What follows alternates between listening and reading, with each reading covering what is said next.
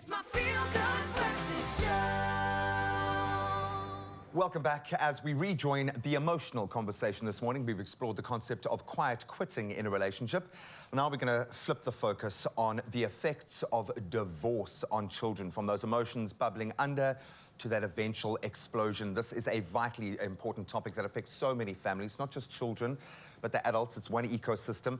Registered counsellor Sadia Southgate and educational psychologist Dr. Genevieve De Silva, perfectly positioned to help us work through what has got to be one of the ugliest conversations that you're going to have. Sure. But that being said, it could be the key that unlocks this entire situation. I'm going to try to reframe this, because I think we often think the divorce is the traumatic, awful experience. The build-up to that, those emotions bubbling under, a child seeing a problem that's there but not having that problem explained to them. Where does the damage occur when it comes to divorce and that build-up period? Because it can bubble under for years before getting to that climactic moment. What are the dangers? Yeah, the dangers we look at, and we understand that divorce is one of the most stressful experiences for kids, as much as it is for adults. But it's about understanding and recognizing that kids are impacted as well. So when we look at the dangers, we understand that they become antisocial.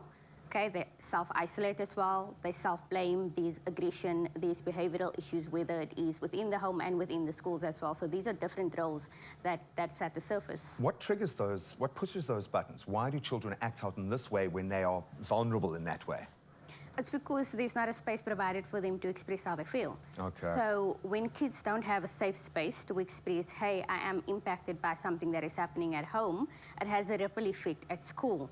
So now they're having different roles in the home, different roles They're running out of safe school. places, yeah. Yes, so now they kind of box in and they kind of just suppressing all of the emotions, and they get to a place where they don't know what to express or what they're even feeling. So they can even become numb to that point. Oh, completely, and then that gets switched off probably for the rest of their lives as a coping mechanism, and then they get to 45, they go through some trauma, and they realize, oh, wow, this is a childhood issue.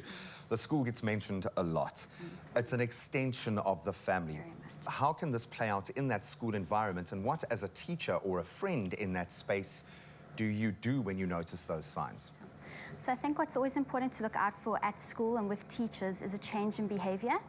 And so as teachers, you see your children every day that you're working with, and when you notice that something is off or there's a change in their personality, it's a great opportunity to step in, ask some questions and find out what does that child need. I think often we can just insert what we think a child needs, but to stop and actually ask them where they're at. Ask understanding questions. Where are you at? Help me to understand where you're at. And then for teachers to really provide a sense of stability and safety. Often we'll see the behaviors, and they're often challenging behaviors, but if we can connect with the child, create security first, and then correct behaviors, that just helps them to have that outlet, but then also to correct what needs to be corrected socially as well. Completely. There was a bully situation when my son arrived at his new school. So much focus on this poor child as being the bully. They are now best friends because they were working through stuff together, and they did it, and he ends up becoming the support structure. It's amazing. It's a very difficult thing for a parent to know that they're hurting their child. So maybe let's reframe this in terms of the long-term damage that you can do. How does this look as an adult when you've gone through that disconnect as a child? So I think, like you mentioned, 40 years later, something just bursts in you. And when our emotions are not processed correctly, we default back to those moments because it's a chemical reaction within our body, and our body and our chemistry doesn't know time limits. So we just rephrase these time things. doesn't exist. The past exactly. doesn't exist. So in that moment, a a trauma is relived almost. But I think when it comes to the long term, as parents, if we're just aware of what we are doing with our children, we understand that in divorce there are huge risk factors. And so if we can help to minimize the risk factors by just being aware of ourselves, how we are reacting, creating safe, stable places, that would assist in the long term, because when we can give them coping mechanisms for the long term. And so that's the big thing. If we can say, what can we do now to create the stability that helps us to deal with things over time, dealing with crisis later on becomes a bit easier. Oh, but completely. Well, you've given them the tools to be able to do that. If you don't explain what's happening in that moment, you don't understand, you haven't dealt with it. So there's an opportunity for parents to process with their children, and all of you develop those emotional skills. But what does that look like? Because a child can't contextualize. So as the parent who's reacting and not acting, how do you get out of that reactive space and start being intentional about caring for your child? That's a very good point, because we understand that the way that we counsel and speak to adults is not the same way that we communicate to kids, because they have a different way of expressing how they feel and just communicating in general. So a technique that we use in our offices and what we call, this is a sand tray. Okay, so I would suggest for parents to have like a box and you put a bunch of sand in there, having different items, that different characters that represent the family. Oh, cool. And put that in there. You also, as the parent, are also regulating emotions as you are for the child. Sure, I absolutely love that. It can be about getting practical. Take yourself out of the emotion and just look at what you need to do to get the job done. We're going to continue this amazing conversation in just a little bit. If you are going through something like this right now yourself, please weigh in. 063-408-8863. How do we look after our children through the process of divorce? We'd love to hear from you. It's my feel-good breakfast show. Welcome back as we delve back into a very meaty conversation. We are discussing the concept of quiet quitting, yes, but we've taken that up a notch or a few notches depending on the passion in your relationship. We're now continuing the important, vitally important conversation on the effects of divorce on children and how parents can mitigate that and join your children on what could be a very positive emotional journey. But we've got to tread lightly because this is high stakes. When we now understand the emotional fallout later in life, it is massive. When we look at that developmental structure, that phase, in the essence of being practical, when is the most dangerous period, at what age, and how do we approach divorce through those periods? Because I think parents need to look at that to say, if my child is 3 years old, this is where their life script is being written, this is a no-no. How do we approach that from an age perspective? Maybe you can give us a bit of a scale. So I don't think there's ever a right time or a wrong time to get divorced. And I think for any child, they're going to react, they're going to be impacted. And so each one is so unique and different.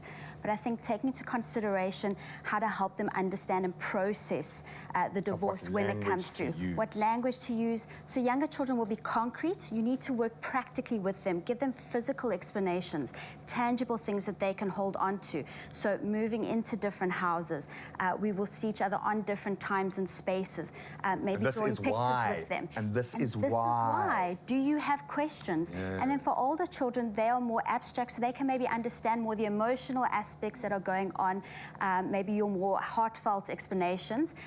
But again, also asking your children, what do they need to know? Not just throwing everything at them in the hope that you are offloading your burden, but go in pace with your children and allow that space for them to tell you what they need. Ask for their advice emotionally. That was the biggest turning point with my little man and Ma's relationship, was asking for his advice on how I should deal with things. Game changer. Hopefully we've moved beyond using our kids as weapons in that space, and if you're doing that right now, shame on you. Stop right now. If we've moved beyond that and we are not just reacting in that space, sorry, now that we are perceptive, what are the warning signs? I know you had mentioned withdrawing, changes at school, but if you're not noticing that, clearly something is missing. So how do we adjust that lens? Yeah. It's important that we know that the red flags, possibly even the warning signs, happen or could happen between 3 to 6 months.